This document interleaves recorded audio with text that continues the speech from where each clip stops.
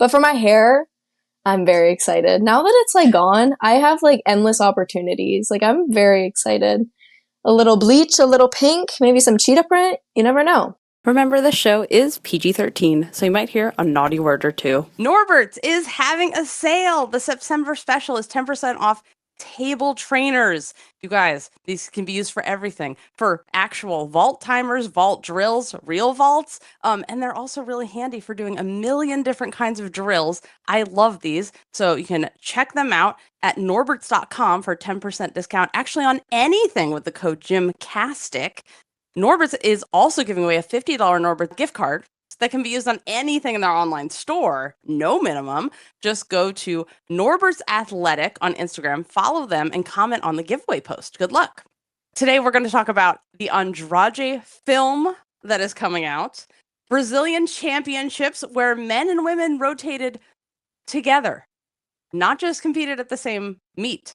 And mistress of emo floor routines and gorgeous bars herself, Nola Matthews, is here this week. Today is September 9th, 2025, and welcome to the More Gymnastics podcast in the galaxy. I'm Jessica, and I'm here with Spencer from the Balance Beam Situation. Let's start with the headlines, the most important thing that's ever happened in the history of the world, which is... Tell me. Adidas announced that Andrade has a film coming out on their YouTube channel, and it is film about her and her coach's journey together. Documentary? Fiction? It sounds like it's a documentary. spy movie that we want her to star in? And lots filmed by her coach. Mm-hmm. And I'm sure also some, professional videographers here. But lots of stuff, like a story that only her coach can tell is how they're billing this. And it just looks so fun, and I love this. Okay, what's the thing you want to see most in this documentary? Your Chenko triple full. I want 1 hour about the evolution. I want to see it. I want her to tell us when she's coming back and competing it. I want all of it. I want to see the whole family, and I want to see where she walked to the gym, and I want to see like what her like daily life is like. And I also want to see her rehab and prehab, like what she does.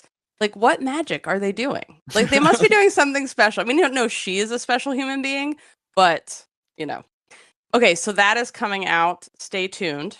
I'll obviously follow Andrade's Instagram because you should be doing that to find out all the things. Jordan Chiles is finally on Dancing with the Stars. Mm. I've been waiting for this since she was 12, so she's finally on. Now, only 2 gymnasts have won this, right? Sean and... If you want to ask me about Olympic medals, I can help you, but Dancing with the Stars titles is out of my area.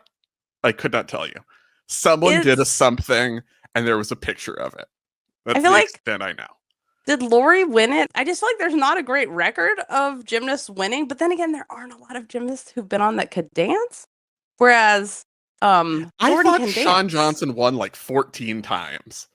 I feel like there was a 3-year period where there was never not hearing about Shawn Johnson on Dancing with the Stars. Like in my head, she won it 158 times. Shawn and Lori did win, which is correct because Lori could dance. And misinformation happening around here. Shawn is very coachable. And I feel like she did a good job. They taught her how to dance and she learned how to dance. But what do you think Jordan's chances are of winning this? And basically that means getting votes, not really how you can dance. Yeah, well, see, that's the thing. Jordan gets how to play the game. She does. She knows how to create the storyline and how to present herself on camera. So she's gonna, she knows that, her job for the next few months is to milk having a medal stolen away from you at the Paris Olympics to the end of time. Like no one's business. You have to milk that. And then you can win. Now, will they invite... Would be whatever the trophy that they win, plastic, shiny, whatever, would be the only thing that could possibly replace the medal that was stolen from me in her heart. Yeah, the only thing that could fill the hole in my heart. So if you want me not to cry, I have to win. Vote for me. Yeah, she's got it. Nailed it. Done. Will they invite... Barbosa, who's here now? She's at Stanford. She started school. So Anna Barbosa is the person who originally had the bronze medal place until the inquiry, and then Jordan got the medal, and then it was given back to Barbosa. So Barbosa is now from Romania, is the official bronze medal floor third placer from Paris. You think they're gonna fly her down from Stanford and like shoot an emotional like we just respect each other as athletes and not and like have that like really just like a healing moment with some swelling music behind it? Sure. Yes. That's what I would like. Like we are it's not about they'll do a dance with them together, which is like it's other people trying Will they? This definitely thing that's gonna happen. They're definitely gonna do a dance together. 100%. Because it'll be like it's about sport and we don't care about these other things. No, that's never going to happen. It's never going to happen. Spencer, do you remember anything on behind the scenes that was revealed? Yeah. Okay. So she's doing something. I definitely remember. I just, couldn't it's just couldn't come up with it.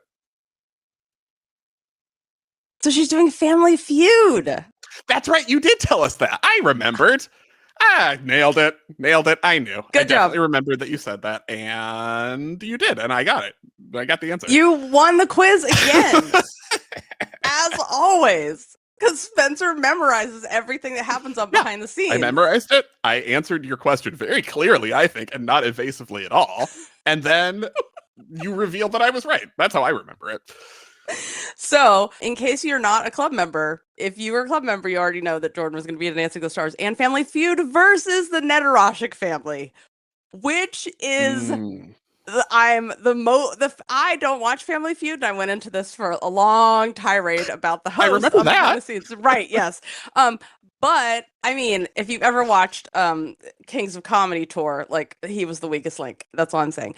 But anyway, Netarashik's family versus Jordan Chiles' family is going to be like the greatest, funniest, most like the answers they're going to have to these questions. I can't wait. They're like lovely and so different, and it's going to be the best combination for family comedy.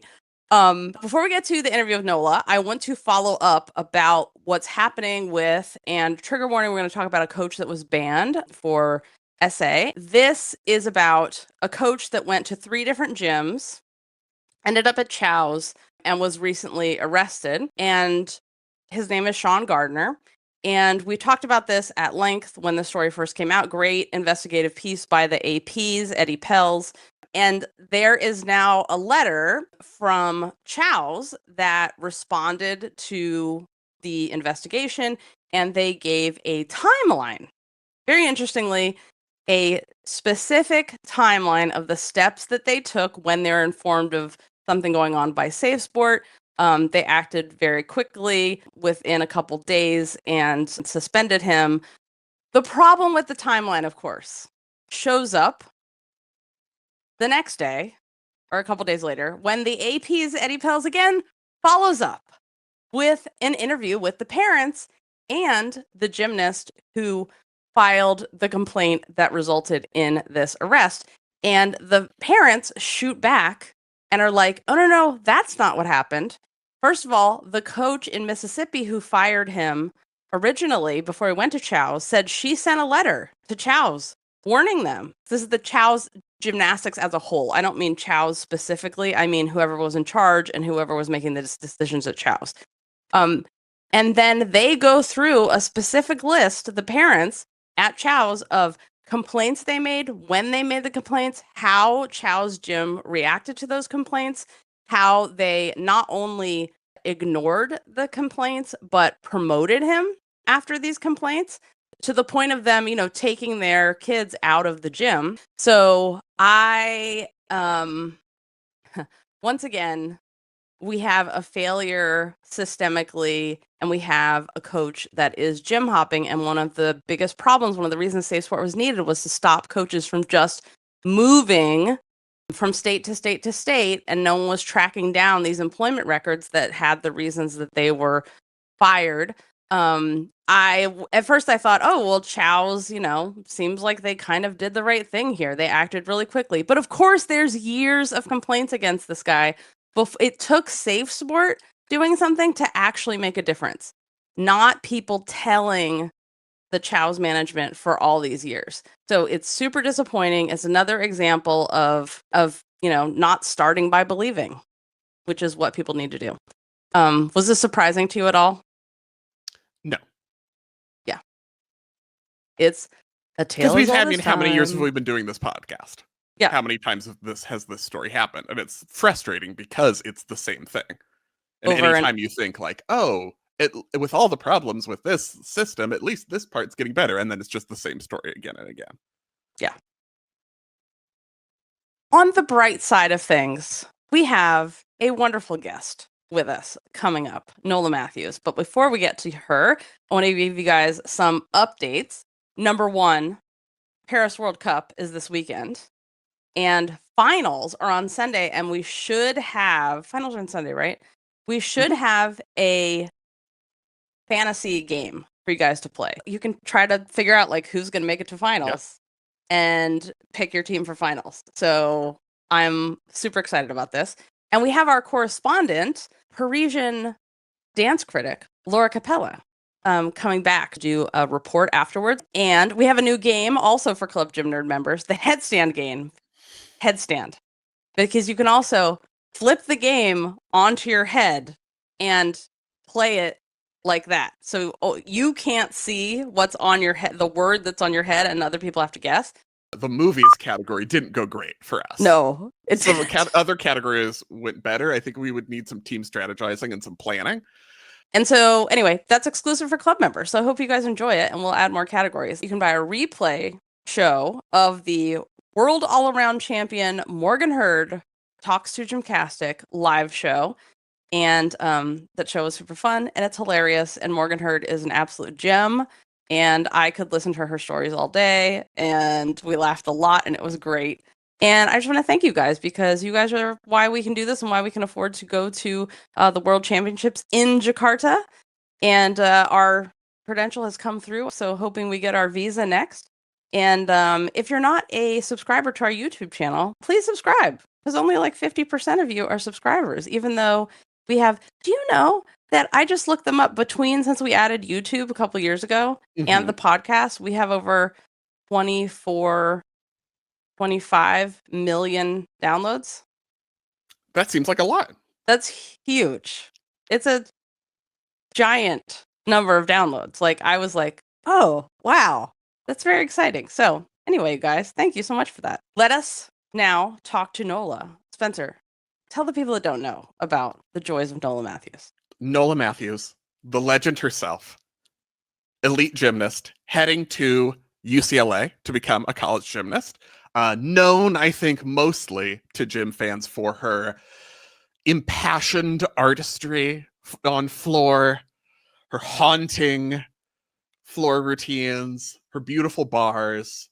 Now for buzzing her hair down and joining the club of understanding why that is the correct way to have your hair and you will never go back.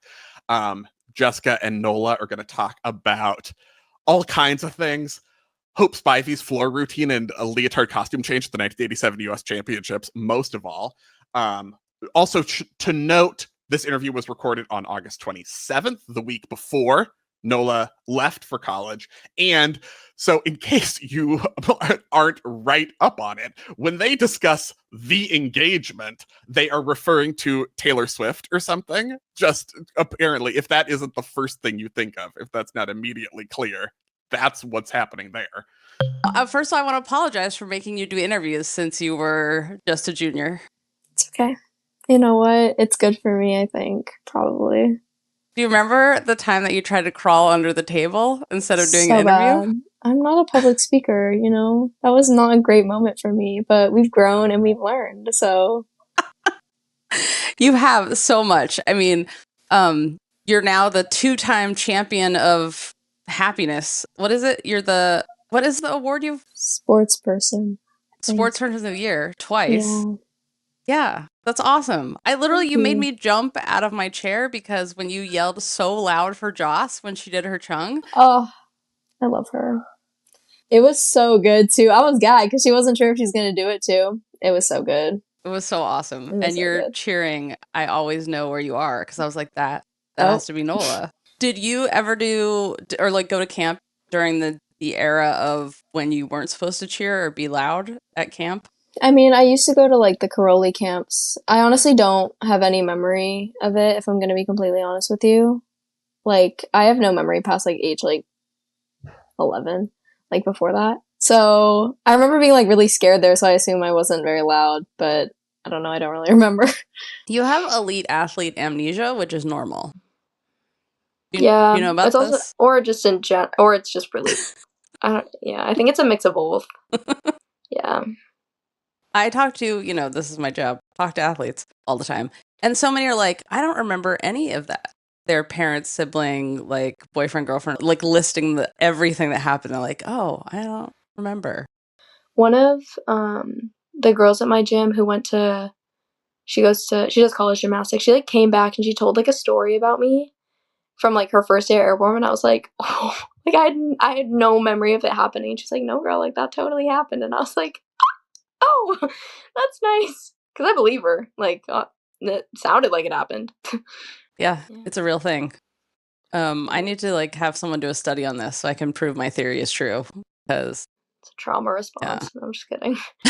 I mean, there's something about being an elite athlete. It's like it's amazing, but I don't know if it's like healthy for your brain.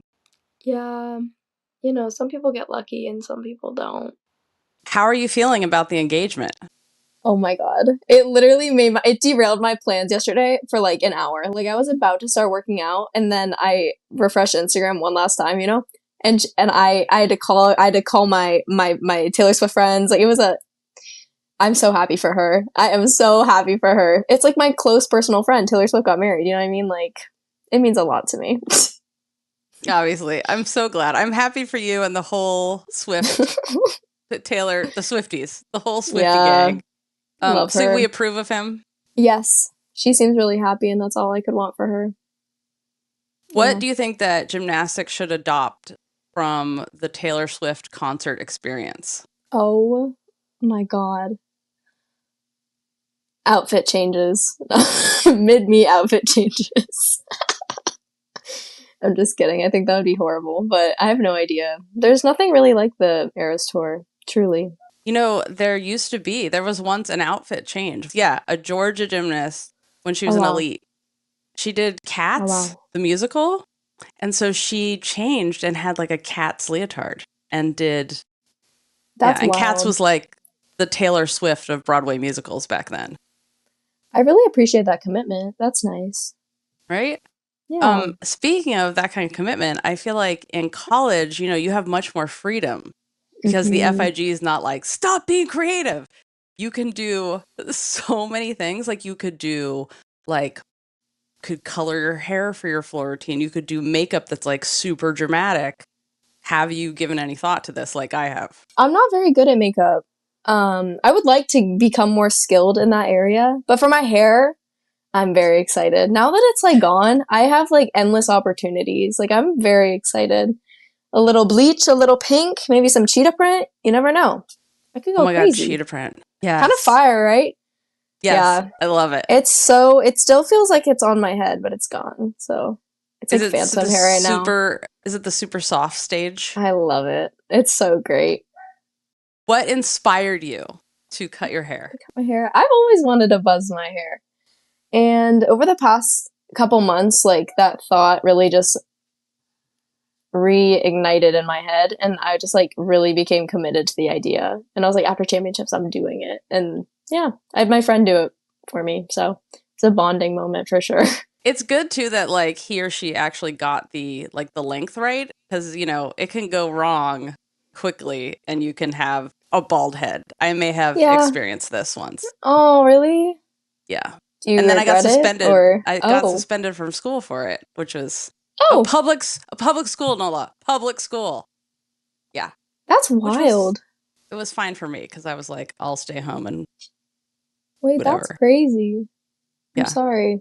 But I don't regret it at all, and I loved it. I had my hair. It is pretty great. I know. It's pretty nice. I think everybody should shave their head at some point in their life. Yes. I'm so excited for all the options. I mean, literally, you could make your hair go with your floor. If you did like Pink Panther, you could have pink hair with the dots. Be pretty cool. I know, I'm excited. So excited for this. Oh, thank you. Have you thought about your floor routine options in college? Yes, I have started talking to BJ about it a little bit. Not like crazy, but she sent some ideas and I've sent some ideas, and I'm very excited. I know she's so excited for you to be there. Yeah. You're going to be her muse. I don't know about all that, but I trust her with my soul, so. Yes, as you should. Yeah. I wanted to ask you about your house and where you live, because I've heard you basically have like a farm / animal sanctuary / many pets. We do have a lot of pets. We don't have as many right now. We only have 8, but at one point we had 13. I'm really going to miss my gecko. I have to leave her in a week and I'm devastated. But no, we have 2 cats now, 2 dogs. We recently lost a dog, so that was sad. And then 2 tortoises. It's okay. And yeah. Oh, wait, 7. 7, my bad. Instead of 13. Yeah. Have you had your gecko for like 10 years? God, she's an old lady. Yeah, I got her for making level 4 states. So she's been around a long time. I've done a decent job considering she's still alive. So I did something right, but she's my pride and joy and I love her. Oh my God, I love that so much. That's what you wanted for... It's a low bar. Like, they really should not have gotten, like, little 6-year-old me, like, a gecko. Like, that's... What would your now Nola want? Are you going to get, like, buy yourself a horse? Oh my God. I have always wanted, like, a snake or, like, a tarantula. But I don't think I'm in a place right now where I could properly care for those animals. So maybe, like, down the line I would get them. Yeah. I can see maybe your roommate being like, oh, you've brought a giant spider into I'm the sure dorm. Jordis would not be thrilled about that, but you know. You never know though. She might love. Maybe she'd love it. Yeah. That's okay. Jordis is such a sweetheart though that like I'd range be like, oh, if it makes you happy. Like I love her. Yeah. Yeah. That's so good that you already have like a roommate that you love, because it could be real bad if you don't. I am so lucky. Yeah. You guys also won the Beignet Team Pride Award. Yes, beignets. I know they tried to take our name away. I know. Like they asked and we actually gave them a name. They were like, no. But we got it in the end and that's what matters. That is what matters. I'm very proud of you guys because holding strong on that. When you guys did that, it totally reminded me how in other sports, if you make a final, they will read like a bio about you. People write, if you were to write a humorous bio about yourself to be read out loud in the arena at a gymnastics meet, what would it say? I think I would opt out, if I'm being honest. I would choose to remain mysterious because I could not come up with something coherent. If Cleo, your coach, was going to write it for you, what would it say? Oh my God, Cleo would just embarrass me. She wouldn't. She knows better. She'd put something like slightly violating about me, but like also really funny. I don't know what it would be though. She'd get creative though, for sure. Like lizard tamer. Something like that. Yeah. Spider saver or something. Yeah. Yeah, for some reason, I don't know why this happened, but I was there like having lunch with your parents when you met Cleo for the first time. That's so odd. It was, I don't know why. And your dad was like, can you get me the autograph? He was asking about some autograph. I know he was. That's so... Yes. For his like collection of every Olympic medalist or something. Yeah. He's on a mission. He has a lot of collections though. Like that one just gets me. He has everybody. He's a very social man. He is very social. It was very nice. And I also remember like Cleo made like a joke and you just looked at her like, no. And she was like, oh, okay. Oh, got it. Like you were so little and you were very like, no. We're not going to do that. Really? I don't remember being young. So like, that doesn't surprise me though. I totally remember and I was like very impressed. I was like, oh, this might work. Because me. Yeah. You gave your opinion and Cleo was like, okay, got it. That's surprising. I don't usually speak up. So go me. I remember at on the floor at championships, you were telling me about your trip to, I forget where this was, but you had like the craziest travel experience getting to this meet. Can you retell this story? Yes, of course. I was going to Bulgaria for like a World Challenge Cup, and on our way. It was like when all those the Newark flights were getting canceled. So we made it to the airport, and then they were like, "Oh, no, you're not going." So like that flight got canceled. I think we were supposed to get there Tuesday. We figured out another flight and made it to Vienna. Stayed there for a day. I got to go in some random gym. They were so sweet to let me train for that day, but I got like a good hour and a half, little quick practice in there.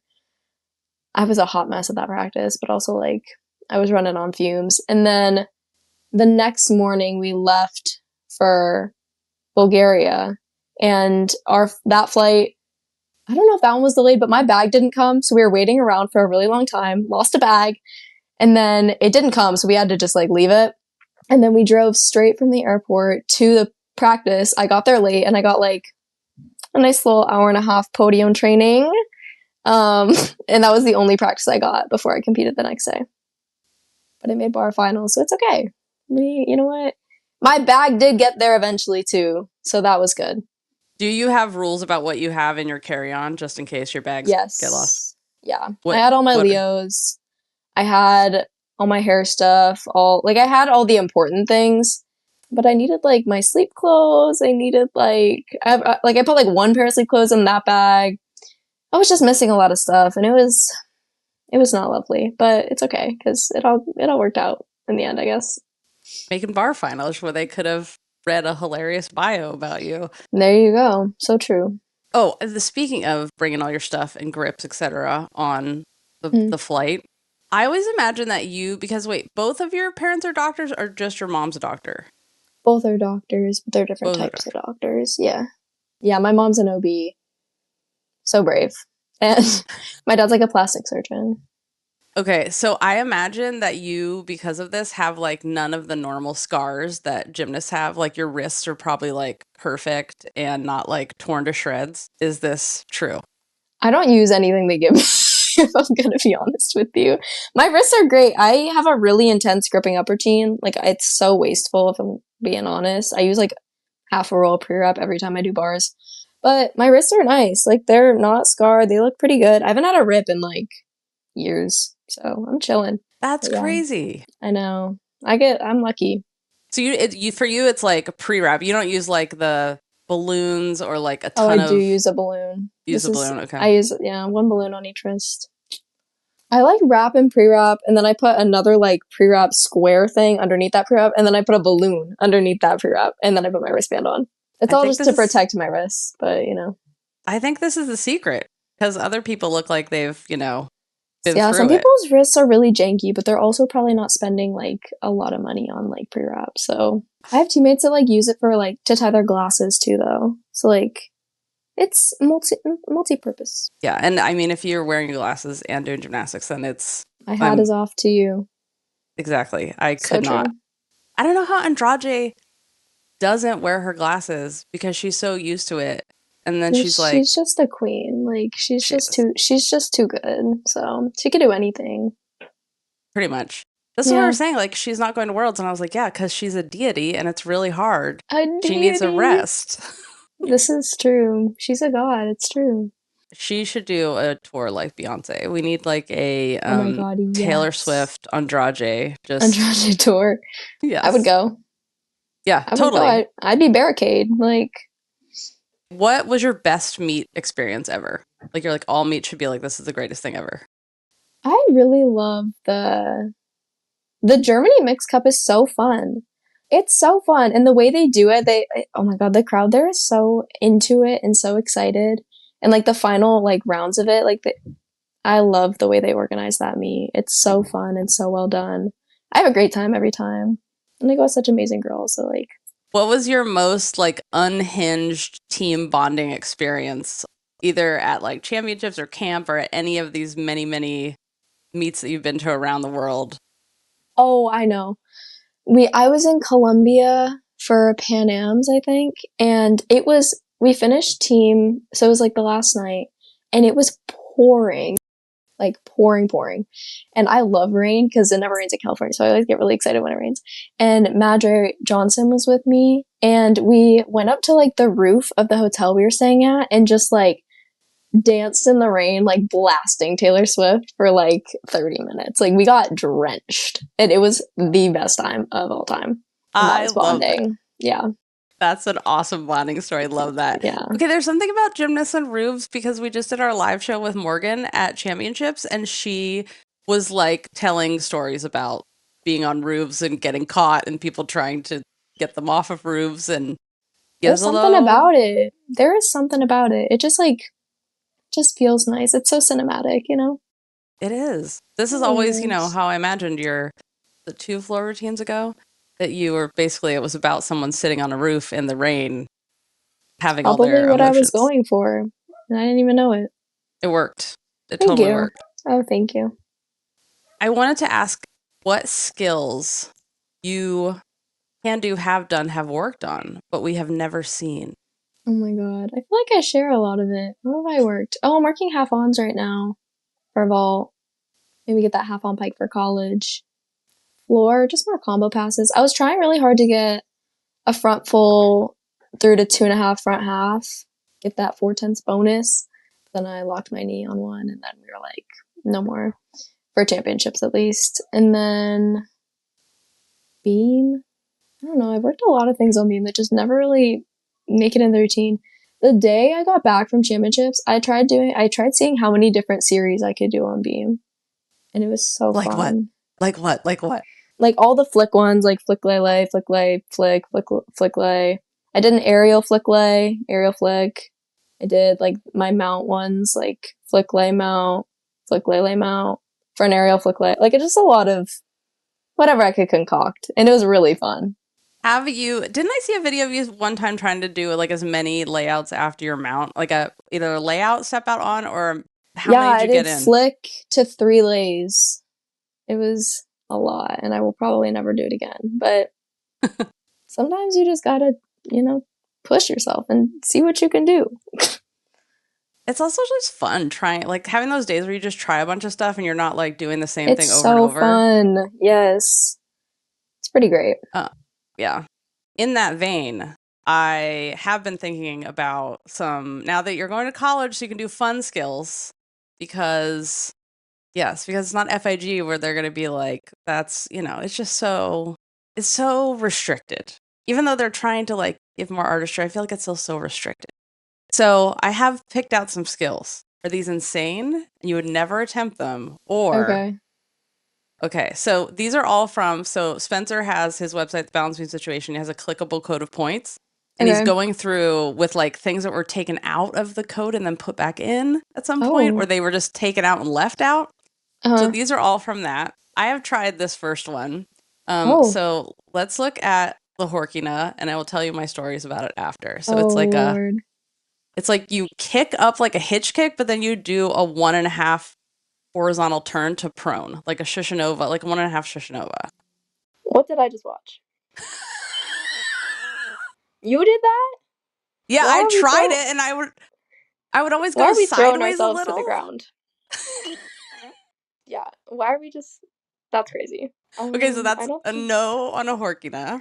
I never said I wouldn't do it. I just said that it's ridiculous. Yeah, like I can see myself throwing that on like nice soft squishy mats, but like on the hard floor, probably not. Yeah, that sounds like a back injury waiting to happen. But on the squishy mats, thing, I always used to like go sideways on it, and then I would like, you go too sideways and you jam your back if you're not totally flat. Yeah. So yeah, it's way harder than it. Well, you. Think it looks really hard. It looks hard. So it looks hard. Yep. Okay, I'm sending you another one. The Mostapanova, a full twisting front handspring step out. I don't think I could do it, but I think it's interesting. I don't front tumble very well, but that doesn't look like that tumbly. It just looks confusing and like I would like break my elbow or something. It's very pretty though. That one's cool. It is one of those things. I feel like it's like a full twisting dive roll. It's like you have to almost learn like do a full but stop yourself in a handstand. That sounds so hard. Yeah. It's cool though. Okay, I'm gonna send you another one. I've been saving these up, Nola. So what's this one called? This is the Platterati. I like that name. I'm excited for this one. It is a split leap rond de jambe, which I think you could totally do. I don't feel like I'm coordinated enough for that one. Maybe like my old Taekwondo training would kick in though, and I'd be really good at it. Did you do Taekwondo? Until I was like maybe 9 or 10, yeah. I don't remember any of it, but yeah, I'm a purple belt, so. Look out. Okay, I'm gonna send you one more, and this is the most insane one of all. Oh, does it have a name? Yeah, it is the Sabbatical.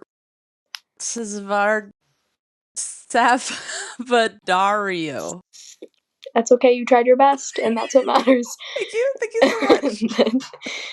It's an Arabian aerial backwards. You're playing with me.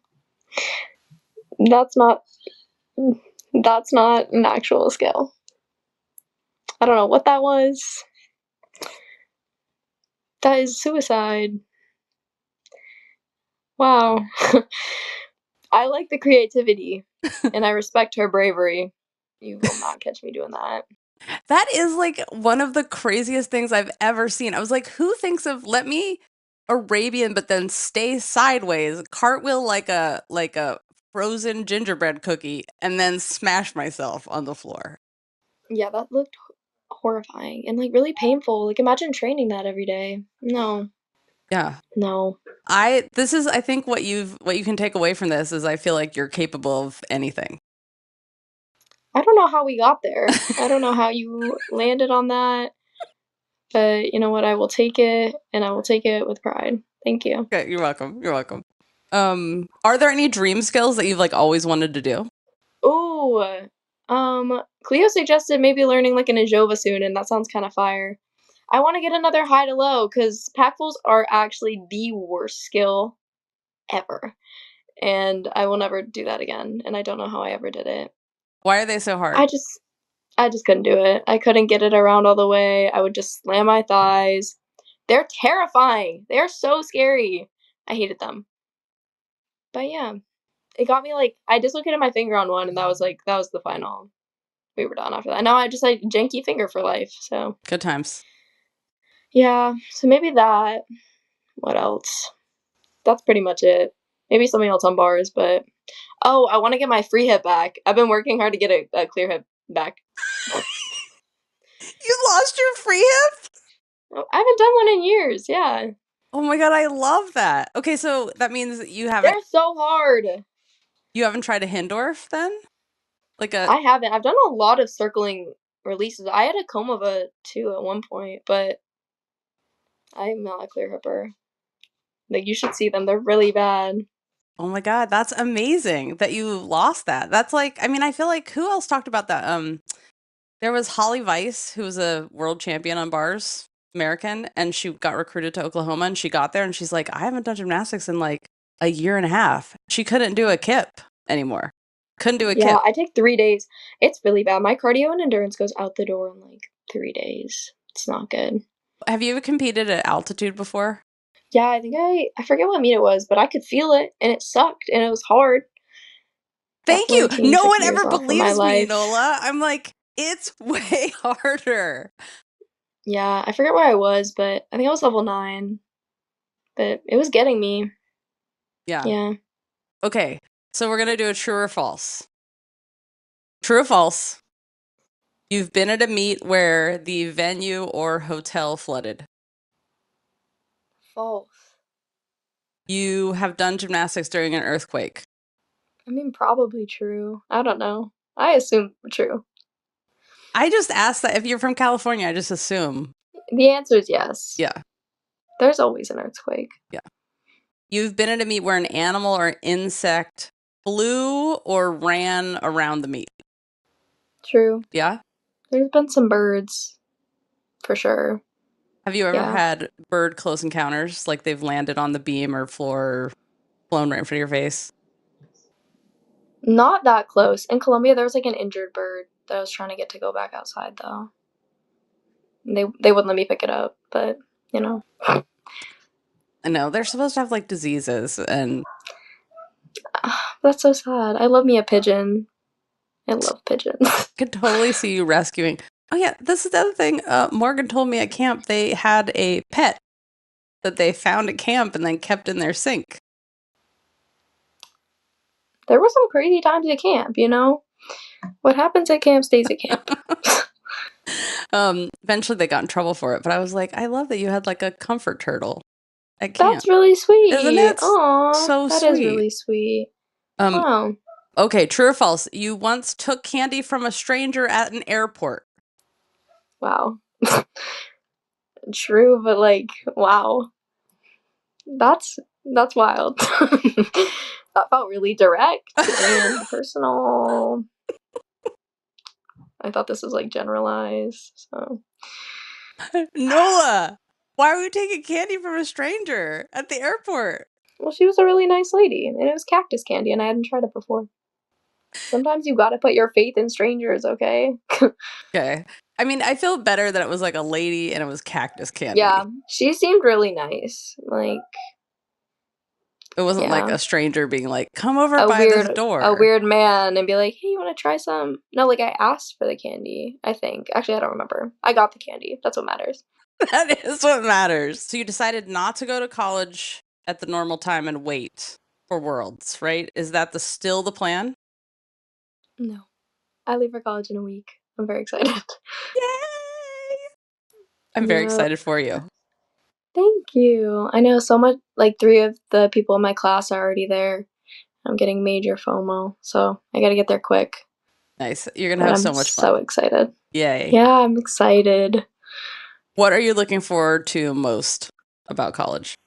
Definitely the gym part. I feel like it's gonna be like a lot of what I already know, but also like so much change, and it's gonna be so different being like with a team. I've done elite by myself at my gym for so long that it's gonna be so great training with people, and we're all working for like a common goal, and that's gonna be really cool.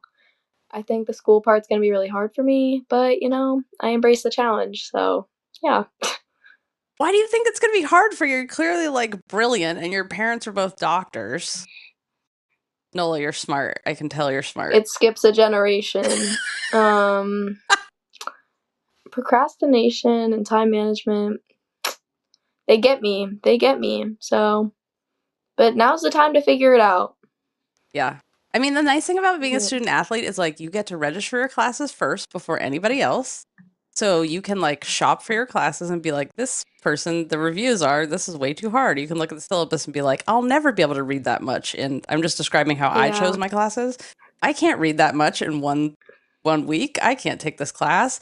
And this is, and they have like all the special stuff for you guys where they teach you how to study and all the, like, you get so much extra help as an athlete. I need that. I need it so bad. I haven't been to an in-person class since 4th grade, so send up a prayer. Yeah, it's gonna be different. An adjustment for sure. Yeah. But then it's also fun because you have like meet people in class and you talk about stuff, and then there's always like something to look forward to in going to class. Like who's there?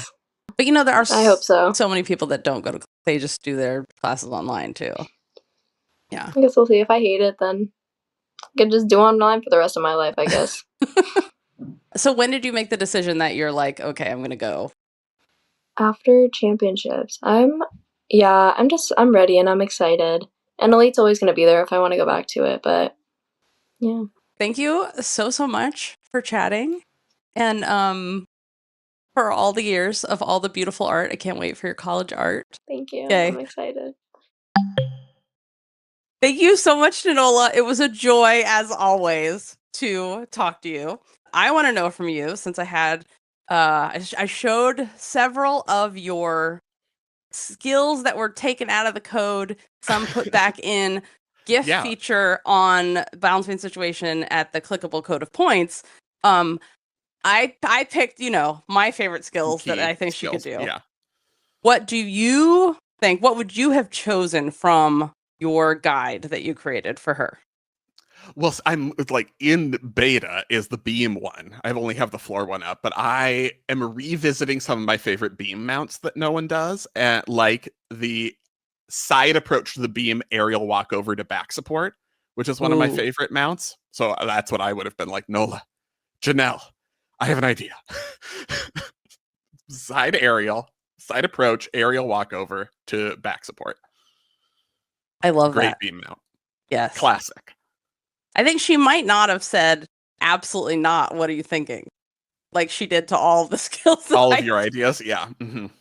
But I was like, I consider you a ninja, Nola. This is why. I think you could do anything. So we'll have to see. I feel like BJ has been waiting to do her routines for a very, very long time. So it's going to be super exciting. So thank you so much to Nola. We can't wait to watch you in college. All right. Brazilian Championships happened. Yep. Set the scene for us since Paris. Sure. First of all, setting the scene, 2025 is the year where I commit to my entire personality just being Brazilian women's gymnastics, and I feel like it's coming through more. So, national championships, some of the stars that we know, the Olympic medalists were here. Flavia Saraiva was here. Julia Soares competed. Lohane Oliveira. None of them did the all-around, but they were all here competing. But it is also an era of transition. Jaji was not competing. Andrade is not competing this year.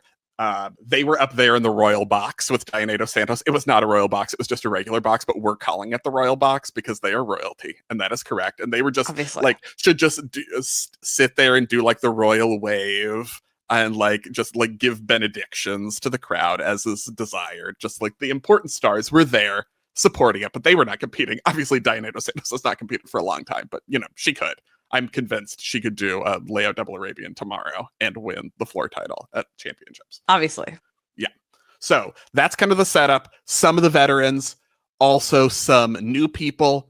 Worlds is going to be a very interesting selection. We'll talk about that a little bit at the end. One of the fun things about this competition is also, in addition to, obviously, it's a treat every time you can see Flavia, but some of the gymnasts we don't see as often, who are top elites in Brazil, but haven't necessarily made worlds teams, there are so many fun routines and really well executed routines. My favorite routine of all time this week, which is a segment I think we should do every week, my favorite routine of all time starting this week.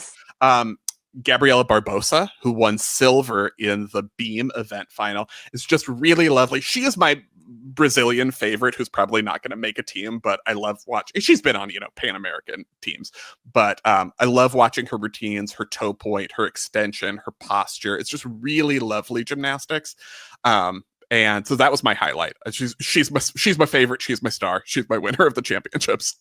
The quality of her beam, besides her perfectly straight legs and pointed toes and her split positions, obviously, she looks so relaxed.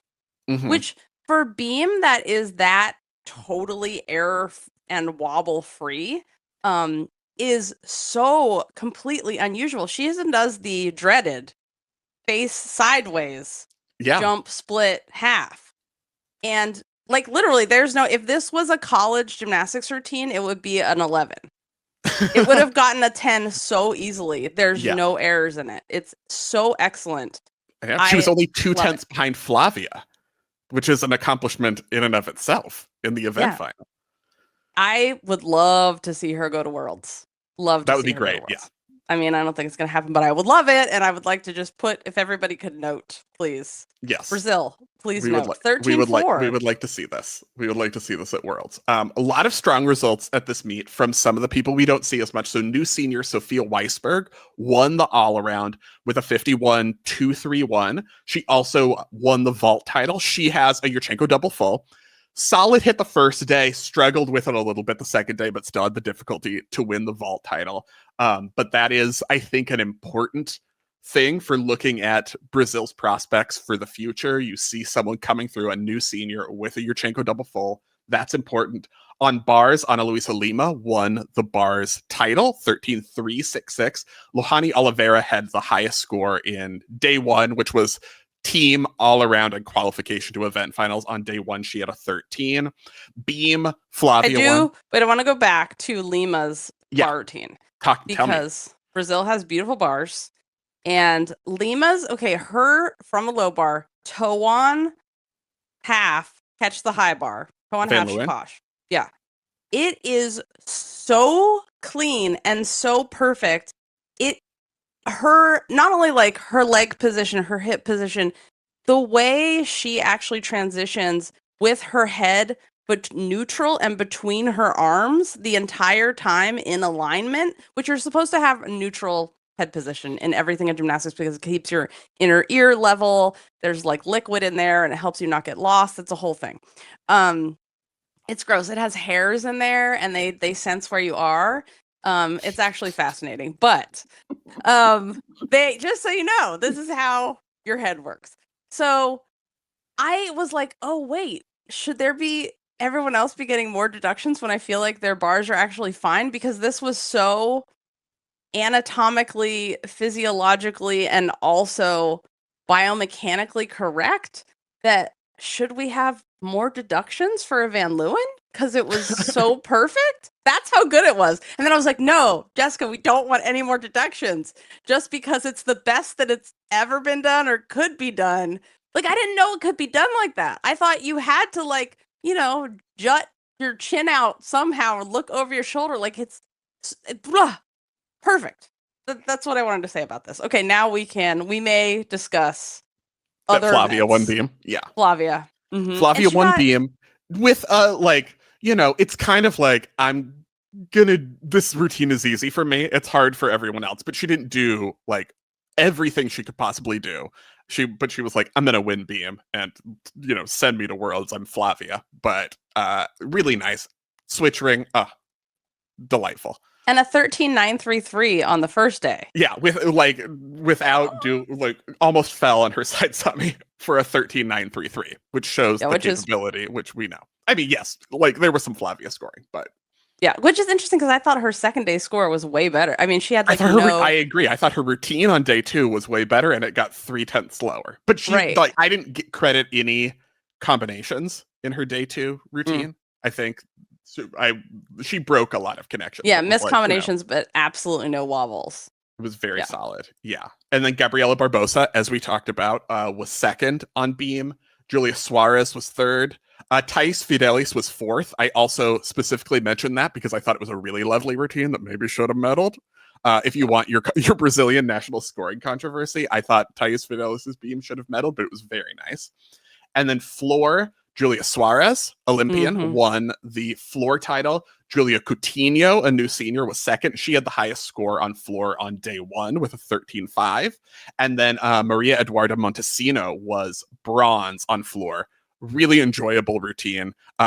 Showing like if you're gonna do a like high energy routine, she does her floor music is that Great Balls of Fire song that like lots of people have used over the years. But if you're gonna do that, you gotta be high energy the whole time and commit to it. And she really did that. So it's like if that's your like taste of routine, it's a really good example of using that kind of music, get the crowd into it, high end tempo music, and like living up to it with your choreography.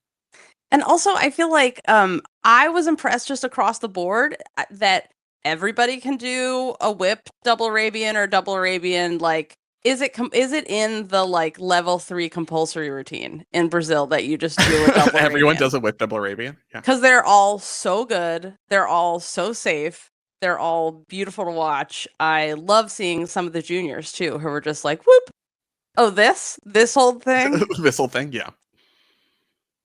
Oh, I want to note that in the men's competition, Caio Souza, also known as, are you familiar with the Dark Sam memes from when he first became a senior? No. He won the all around. Yeah, so basically, when people first saw him, they were like, "Oh my god, he looks exactly like Sam McCulloch, but with black hair." If you watch them side by side, they have such similar features. They look different. You're losing me here. You can tell they're different people, but there is like if you had Spider-Man and then the Spider-Man who, is the dark version of Spider-Man, this is what they look. There is, I'm telling you, there is some, if we did their genetic I will go on this journey with you. Yeah. Also notable is that Brazilian American Vitaly Guimarães won vault. His dad, obviously obviously everybody knows this. His dad, famous Brazilian gymnast. and carried the torch. And when they had the Olympics there. So how did the Brazilian scores a month and a half before Worlds rank worldwide in terms of the worldwide scoring going in? I mean, no one got a score here that's gonna, crack the top 10 of the world score standings. There wasn't anything huge here. The closest was Flavia's 13.933 on beam on the first day. That's a very competitive beam score, and we know Flavia's capabilities. But this is what gets very interesting, because we'll talk about the world's team selection, because what do you value if you're not necessarily saying, oh, besides Flavia's beam, there aren't a lot of routines that are like, oh, this person needs to go for this routine because they can make an event final specifically, or they can win a medal specifically. So then what is the approach and how are you selecting athletes? I think is interesting. But yeah, we didn't see anything here that's like, oh, that's definitely going to medal at Worlds. Yeah. At least they actually will send their gymnasts, unlike Australia with their let's hope so. Yes. Because we have a lot of, I want to send 3 Brazilian teams. Yeah. There are a lot of people I would like to send to Worlds. Yeah. Which, speaking of, I did talk to more people in Australia about the Australian gymnastics GL, which, if you guys missed it, they're not sending the full contingent of gymnasts that they're able to send. And a lot of it seems to do with, and we've talked about this before, how they have one of those own the podium programs where your funding is based on medaling and not based on like what Brazil has done, which they have taken a group of gymnasts and fostered them and sent them to everything and invested in them for years and years and years, and it has paid off. So yeah, Australia. Be more like Brazil is what I'm saying. Okay. Other highlights that happened? I had many highlights. My highlight was the continuing Gymnasts Can't High Five part 965 in the edition, in the anthology, because we had a very good Gabriela Barbosa had finished bars. Sophia Weisberg was waiting to congratulate her and give her a high five. And by give her a high five, I mean... Oh, she got hit in the face. She got hit in the face. Oh, she hit her right in the face. It was great. Highlight of the meet. Best moment. Oh my God, I love that so much. And they both crack up so hard. And she smacked her right in the forehead. Smacked her right in the face. Yeah, it was great. Start laughing so hard. There were many excellent celebrations at this meet. Excellent. There's a lot of like, how we would like to see normalize celebrations in women's gymnastics with the fist pumping and the intensity. And doesn't have to be like, I'm a pretty little princess who's presenting to everybody. Sparkle, sparkle, sparkle. Like, you could be like, I'm an intense athlete who might punch you.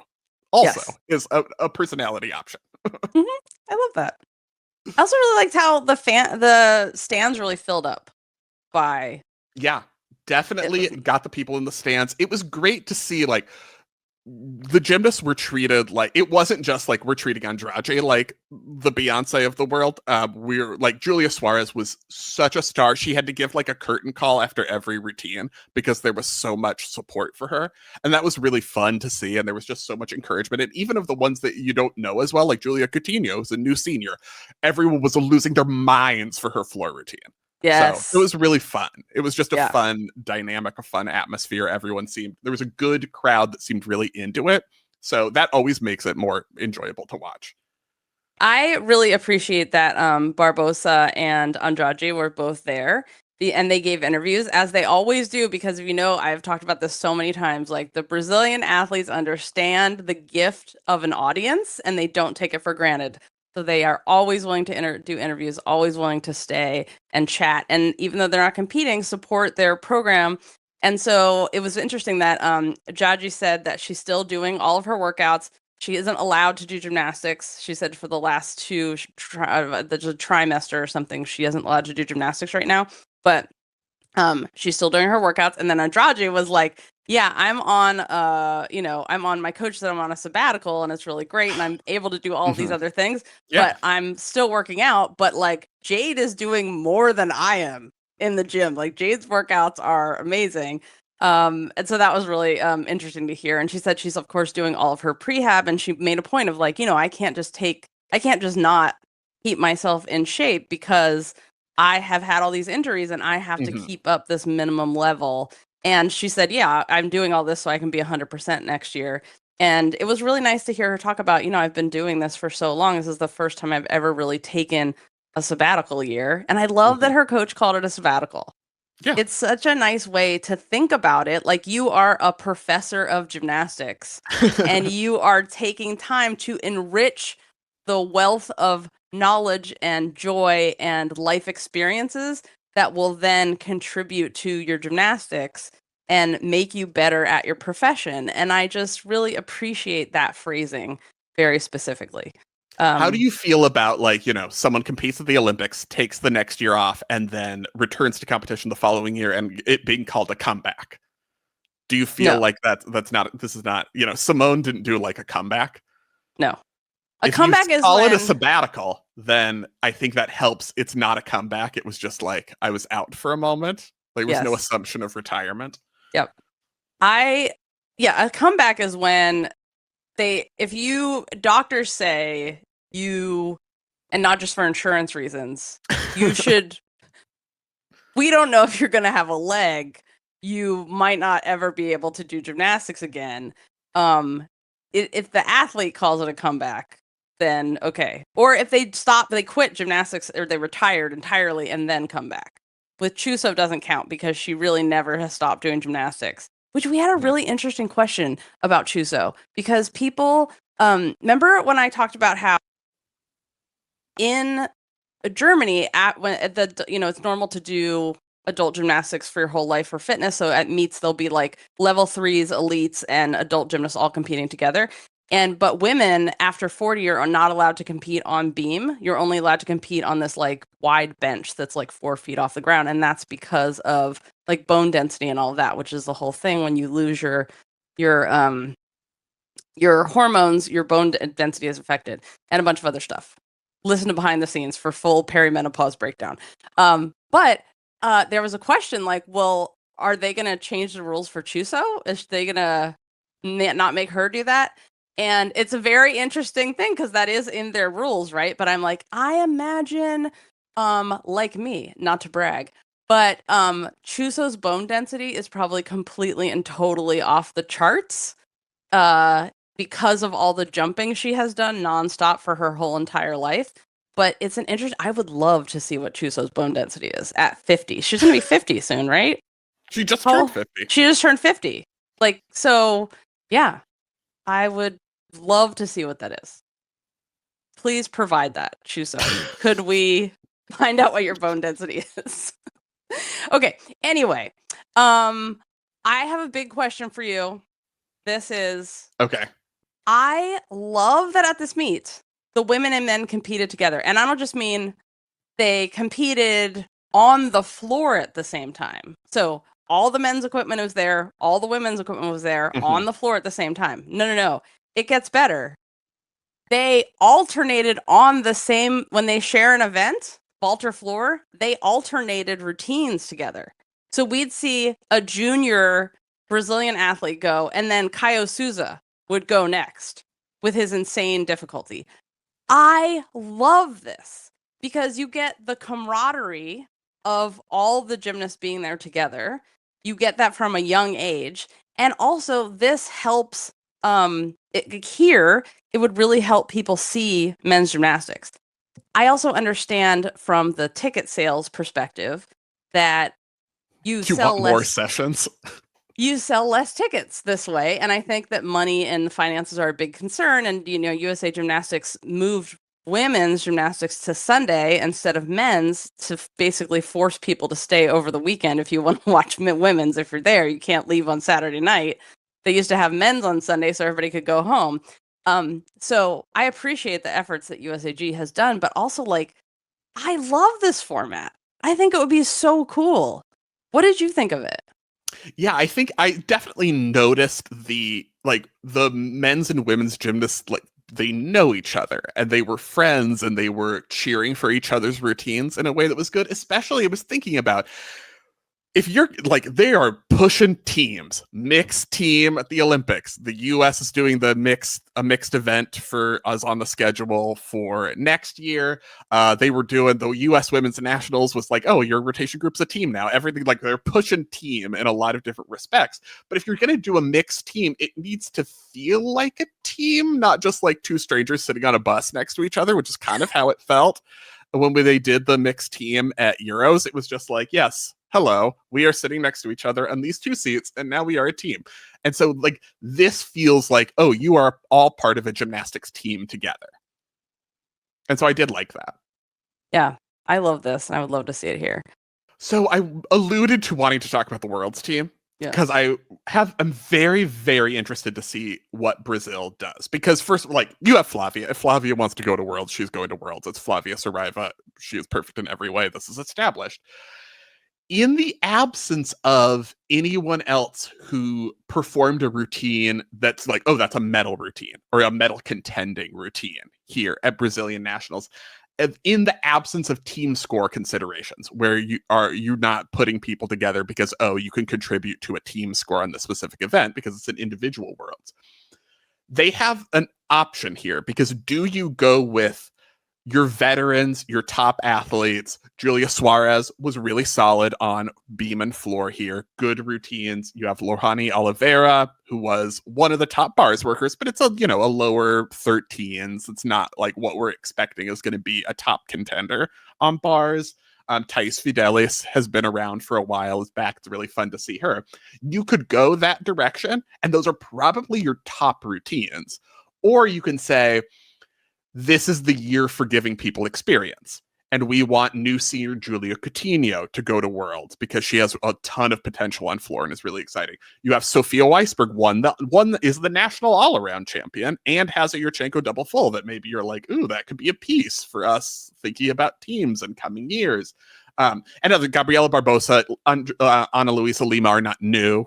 They've been around for a while, but haven't been on the big teams. And you mentioned Ana Luisa Lima winning bars. So very interested to see whether they decide to go that direction, or if they say, these are the stars, these are the top gymnasts, the Olympians, Soares, Oliveira, they're the ones who should be on the team.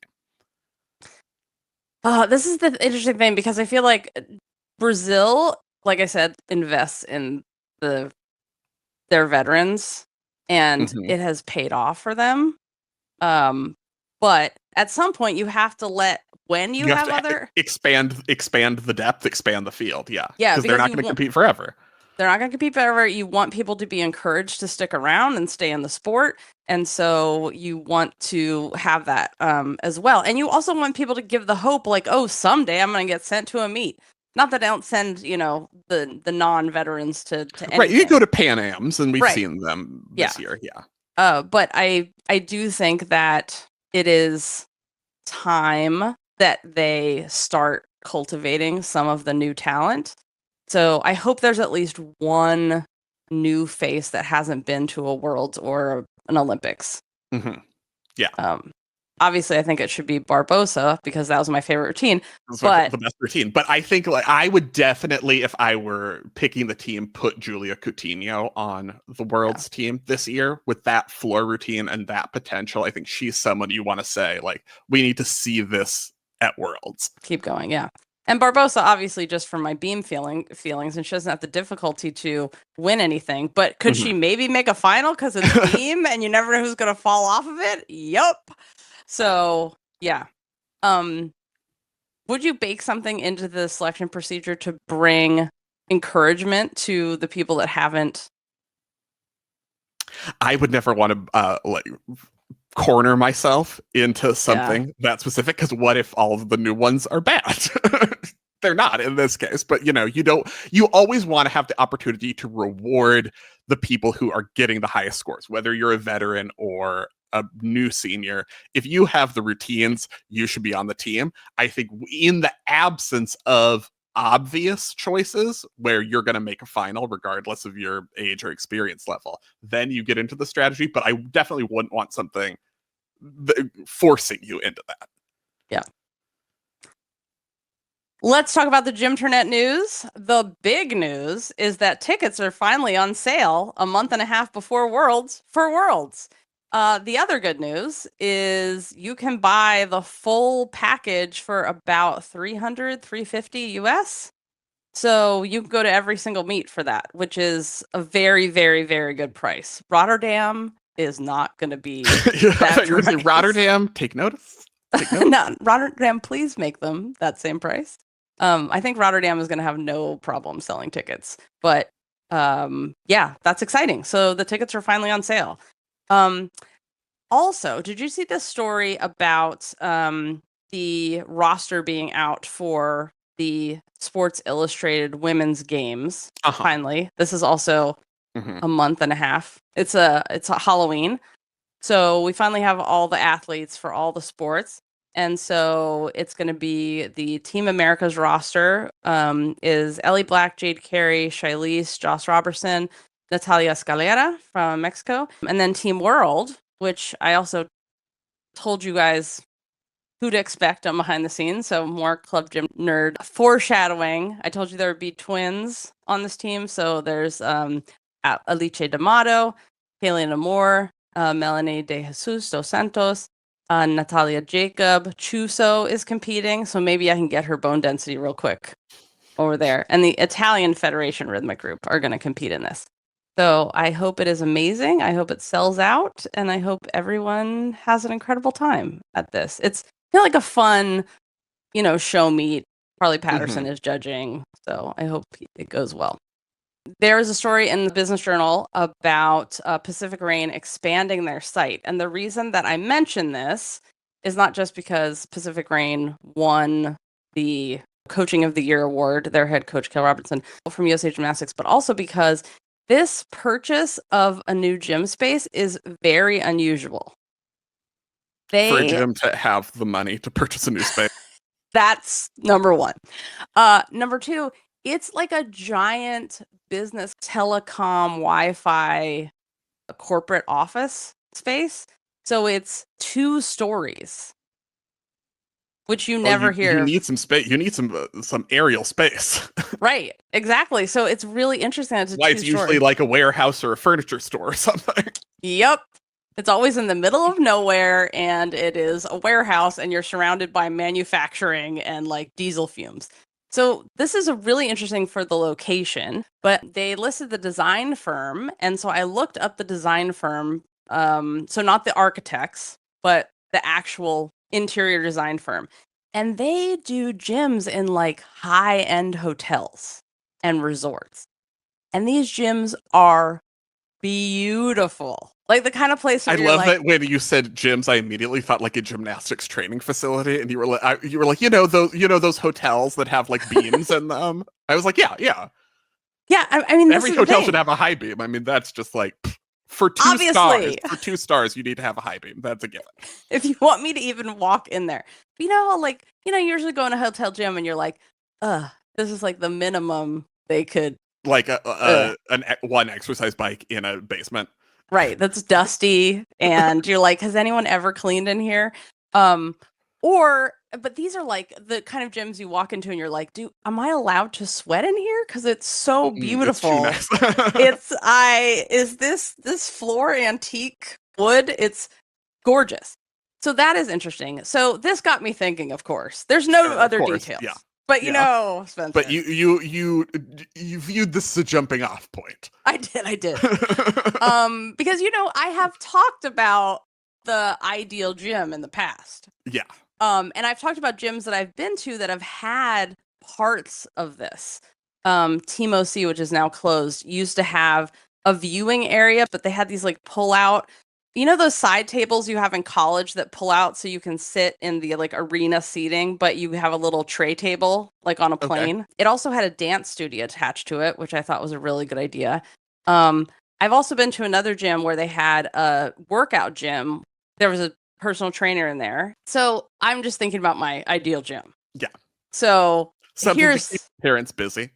Yes. So I would love to see. I love that like Gym Cats has a big viewing area and they have like glass, so parents can't yell at their kids.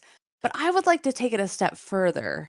And I would like it to be like a one-way glass. So parents can't coach with their hands at the kids. The seating area to also be a place where parents can like work, but also it should have a separate like homework area and a separate play area. You have to bring the siblings. They don't have to like sit quietly. They can go right behind the work area, and like there's things for them to play and, you know, do a little running around and all of that stuff. The other thing I would like to see is plants. And it makes it look prettier inside because there's fresh green colors. And also it's just fun. And also plants clean the air, you guys. That seems fun for gym maintenance. No, but I mean, like, that would be cool to be like, this plant is from when we opened the gym, and now look, it has grown all the way around. Windows with sunlight. Whoa. That is revolutionary for a gym, and I feel like vitamin D is something that's lacking in gymnasts. There should obviously be like a gym that's for like lifting or like, you know, a yoga, Pilates, stretchy stuff. That should be, because all gyms should have that anyway for the gymnasts. And then taking it to the next level, Spencer. Are you ready? I can't imagine how I would be. A pool. A pool. Okay. Yeah. Under the bars? Or like separate? Well, you know my idea for having a bar dismount competition that is over water. And then That's you have diving. They already have that. It's a sport. It's called diving. The other thing, obviously, real mats. Because no carpet bonded foam on a little podium around the beans. I've already talked about that. It's totally dangerous. Oh, and also have like the ninja stuff that's adult size so that you can have the gymnasts, like the elites are there like training so hard. It would be so fun for them to also do the ninja courses. Like, oh, fine, after conditioning, everybody does the ninja course. That's what I would like to see. Is there anything I miss? Oh, besides actually ballet dance studio. You have to have a dance studio. Duh. Can't believe I didn't say that. If there is no ballet bar, it's not a real gym. Okay. Yeah. I feel you got that out of your system. You feel better. Yeah. Yeah. I'm pretty sure I do. Good. Well, let us know if there are things you forgot. We'll Okay. update on Friday if you're like, okay, I thought of 10 more things I want in this gym. I've already thought of another one. Room great. for real beam mounts and real bar mounts. Very so important. Enough room to run and jump over the low bar, and the room to run alongside the beam and do a mount, like you talked about earlier with Nola's, the wish list for Nola. Okay. There is a new study showing that abuse impacts elite gymnasts well after retirement. Participants reported issues such as depression, eating disorders, vulnerability, feelings of guilt, chronic pain, anxiety, and reluctant to let their children try gymnastics.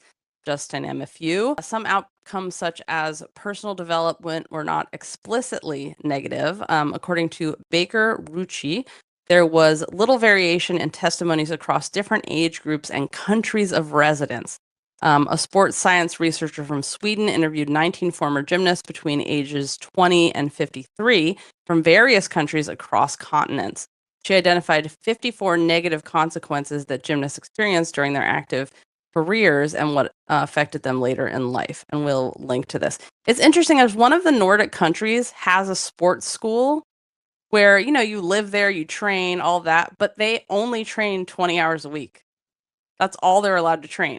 Even though it's like an elite, it might be Norway, elite academy. And they do, you know, all the sports that they win at, like skiing and ski jumping and anything that's in snow.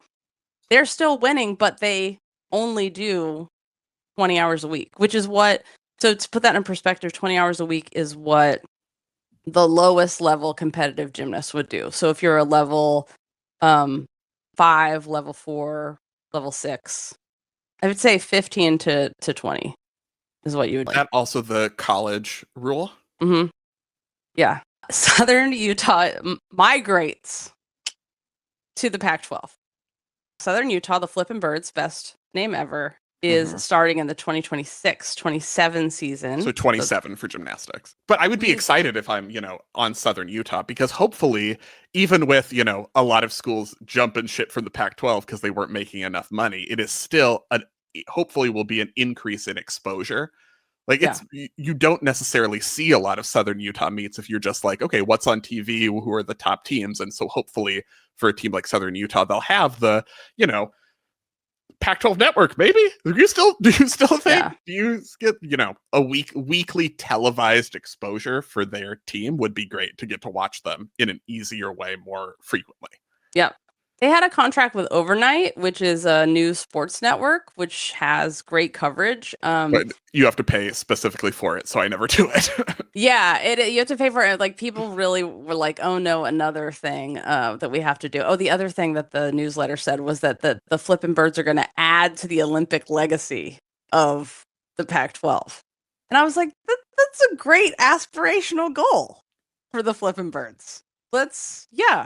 They have a very nice gym with full-size windows, floor to ceiling, all around, not just like Utah that just has one wall like that. Just saying. There is a new report out in the Canada sports system. Not shocking, Canada's sports system is broken and suffers from widespread abuse. A federal commission found. The preliminary report was released on Thursday, makes 71 recommendations to help athletes. Speaking of which, I've mentioned this on Behind the Scenes before, but there is a new book out called Historic by Emma Webb. This book is, so excellent. It is ironic, funny, in-depth, well-organized, well-told. I'll do a full breakdown on it later, but this is so needed, and it's great. So I highly recommend it. Student coaches have been added. Jade Carey, coaching at Oregon State. Emma Malabuyo, also the graduate assistant coach now at UCLA. So just like Leanne Wong is doing, now that she's finished all the chemistries, hopefully. How many chemistries do you have to take to be a doctor? I feel like it's way more than like organic chemistry 7. Is that what you have to take? I do not know. You guys, that's my worst nightmare. Chemistry. Oh, and Alice Kinsella had her baby. So congratulations to her and her partner. Alice Kinsella competed for GB for many, many years and at the Paris Olympics, and just had her baby. And then Maggie Nichols got engaged. She's going to be an Italian. She's marrying a Mazzola. And Vinnie Mazzola, the most Italian name you can possibly have. So very, very happy for her. She's also speaking at Play the Game conference, which is a conference about basically corruption in sports. And I've wanted to go to this for years. It's always in one of the Nords. And it's always like at the same time as Worlds. So hopefully before Rotterdam or after Rotterdam, I'll be able to go. But she's going to be one of the keynote speakers. And I'm like, yes, she's a perfect keynote speaker for this. So if anyone is interested in that conference, or you're a journalist, or you study, and you want to study, you're doing a PhD and you're like, what should I study? That's the conference for you. You'll find all the people to talk to and all the stories. Coming up, as we mentioned, Paris World Cup. Everybody's competing. September 13th and 14th, we'll have Laura Capella on after the meet to talk about the meet. Again, this is Gadarova's big comeback. Moore is competing, lots of other people. Remember, you can still watch all-around world champion, one of only 3 non-Simones to win that title in the last 100 years while Simone was competing. Morgan Hurd, a delight. You can watch that live show. And our live shows are really fun. If you've always wondered, like, what goes on at the live shows? Like, why do people like these so much? Watch the replay and you'll get the idea. And you'll see the headstand game played between an elite teammate of Morgan's and Morgan Hurd. So until next week, remember to take off on gay, split on rights, and we'll see you at noon Pacific live for Behind the Scenes, our live Q&A show on Friday. Thanks for listening. See you on Friday.